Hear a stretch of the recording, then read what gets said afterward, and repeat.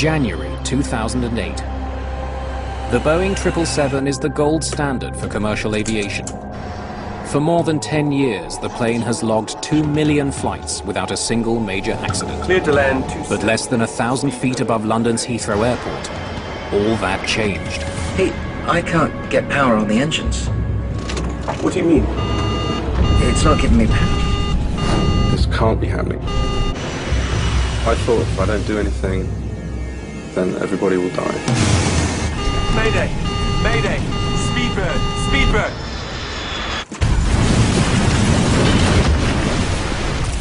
Whatever brought down one of the world's most technologically advanced airplanes can't be found at the crash site. They had the pilots, they had the passengers, they had the aircraft, they had everything there, except the thing that caused it. That had disappeared, as if by magic. Mayday! Mayday!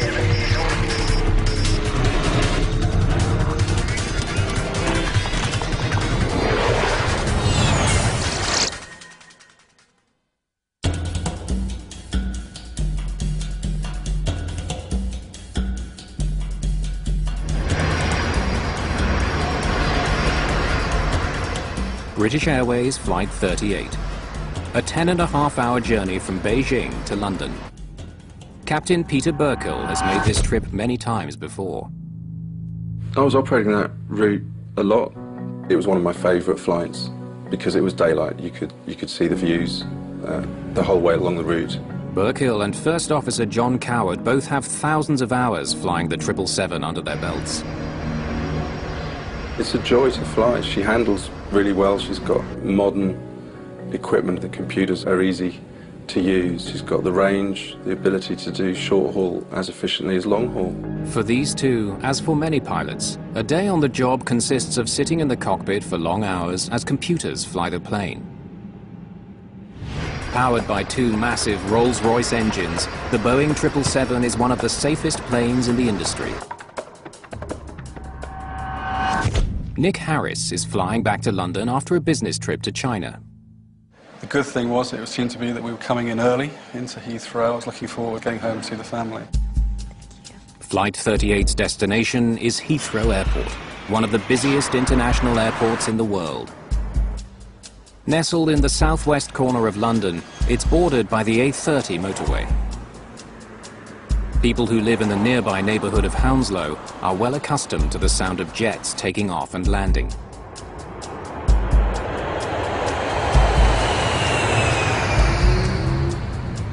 The area's tightly packed houses come into distant view for British Airways Flight 38.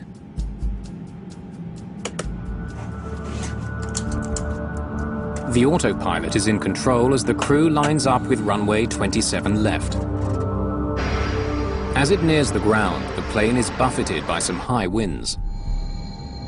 Just a little turbulence.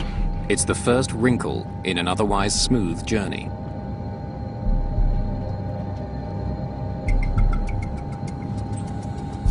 That's not me, that's the auto throttles doing their thing. We were picking up wind gusts of about 20 to 30 knots, and we were fully aware that the auto throttles would be able to cope with that, so they'd be moving up and down quite a lot. You might want to keep the autopilot on a little longer than usual, to let the wind calm down. Will do. In turbulent weather, the autopilot can make faster adjustments to keep a plane level than the pilots. 1,200 feet above ground. I'll have to turn that off for now, sir. Sure. Thank you. 2 minutes before landing, Coward takes over flying the plane. You have control? Just as the two pilots had planned. I have control.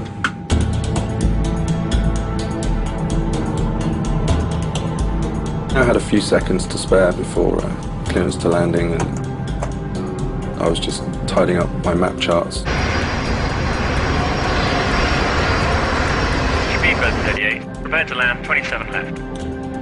Cleared to land 27 left, Speedbird 38. I remember looking out to see if our gate was available. 500 feet.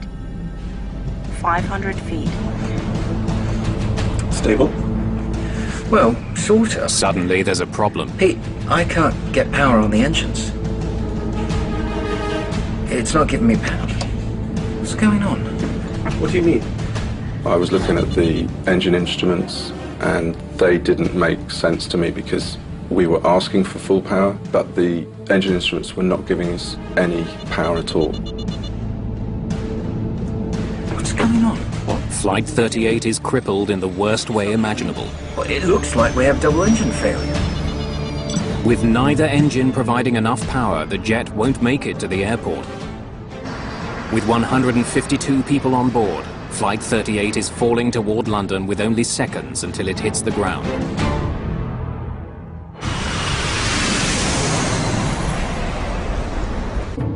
This can't be happening. This is one of the most modern jets in the world.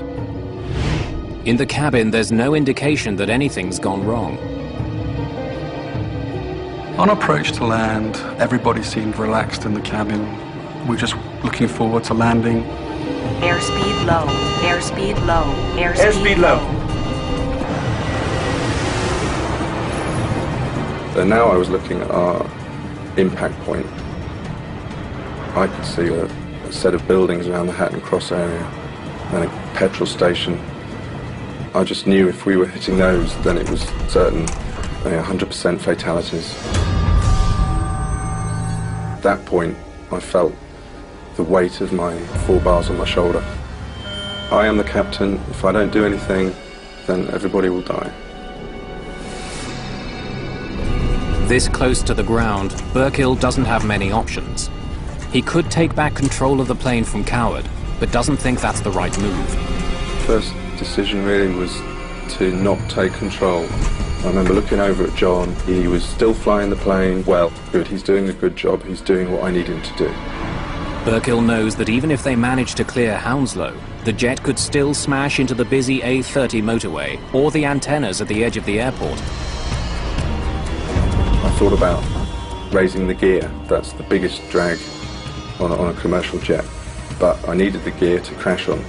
We were going to impact, and that was going to take the brunt of the impact, so I had to leave the gear down. With a crash imminent, Burkill has only one move left. But it comes with enormous risk. I knew I had about 15 seconds to make a huge decision. I needed to get past those buildings. It was obvious to me that I needed to raise the flaps. Retracting the flaps will reduce drag but also lift. The plane will fly further but drop faster. Burkill must determine which is more important. I wanted to discuss it with the crew, but this was all in a matter of seconds. I remember holding that lever for a fraction of a second. He hopes this move will help his plane avoid catastrophe. The effect was immediate. Now Burkill makes the announcement every pilot dreads. Mayday! Mayday! Speedbird! Speedbird! It was hard, very hard. I remember the couple of impacts and the noise. Good God! The landing was hard. Just a huge bang. The noise, bits falling off the ceiling. Then I also became a passenger because we were now in an uncontrolled aeroplane. We were sliding along the ground and I didn't know what we were going to hit next. And then I thought about my wife and kids and I said goodbye to them. The lights went out. I could hear the wreckage breaking up. And then we stopped. When we actually stopped, I was surprised that I was still there. And then I looked round the flight deck and I was more surprised to see that all 3 of us were unscarred. Everybody stay seated with your seatbelts fastened! And I quickly became the captain again. The crew switches off the fuel, APU fire switch. hydraulic and electrical systems. Control switches, come. Checklist complete. I then had to look after my survivors. I thought 20% were dead because this aircraft was broken up. This is an emergency. Evacuate! Evacuate! The air stewardess then took control completely. And as she opened the door, I smelt the fuel. We should hurry.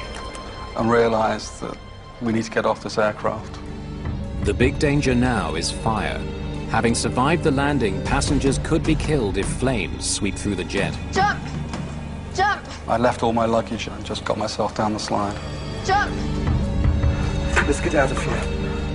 I went through the galley and checked the right-hand aisle, and I was surprised to see nobody there. Despite Burkill's fears, there are no casualties.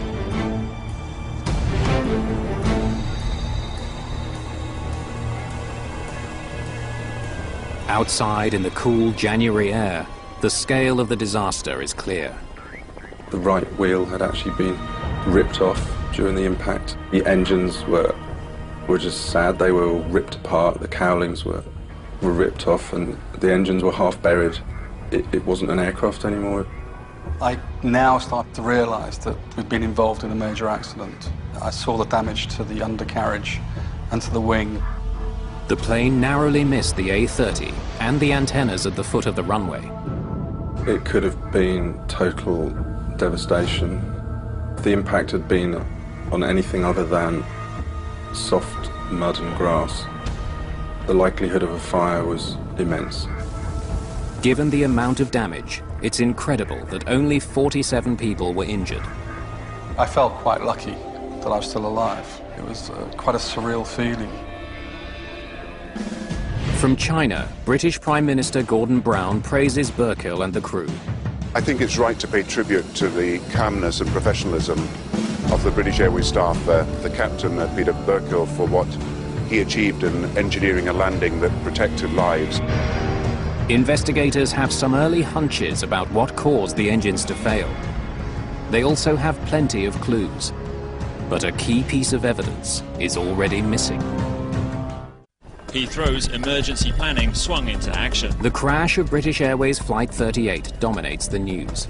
It's the most serious accident at Heathrow in 30 years. Heathrow Airport is a very busy airport. It is the main airport in the UK, so anything that happens in Heathrow Airport immediately hits the media. More significantly, the 777 is one of the world's most modern and reliable jets. The accident unsettles the airline industry.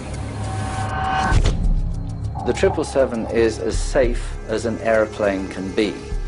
It had such a superb safety record. What on earth happened? You don't like not knowing whether it might happen to the rest of your fleet.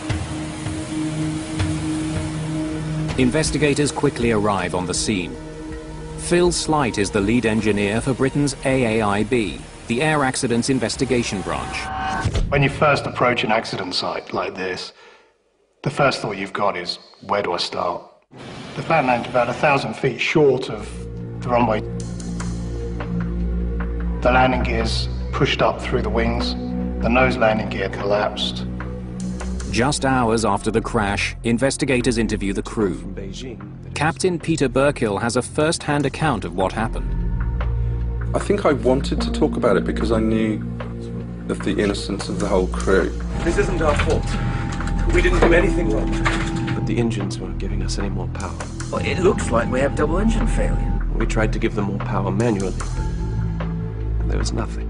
Burkill explains that something had caused both of the jet's Rolls-Royce engines to roll back at the same time, robbing the aircraft of power. Acceleration on both. When you hear something of a double engine failure, you start looking at what's common. What could cause both engines to fail at the same time? So our first thoughts were that it may have run out of fuel. A fuel shortage is rare, but it has happened before. In 1983, a Boeing 767 ran out of fuel flying over central Canada. A mistake in converting between metric and imperial measurements left the plane with much less fuel than the crew thought. At 26,000 feet, they lost power to both engines. The captain was able to glide the plane to a safe landing at an abandoned airbase.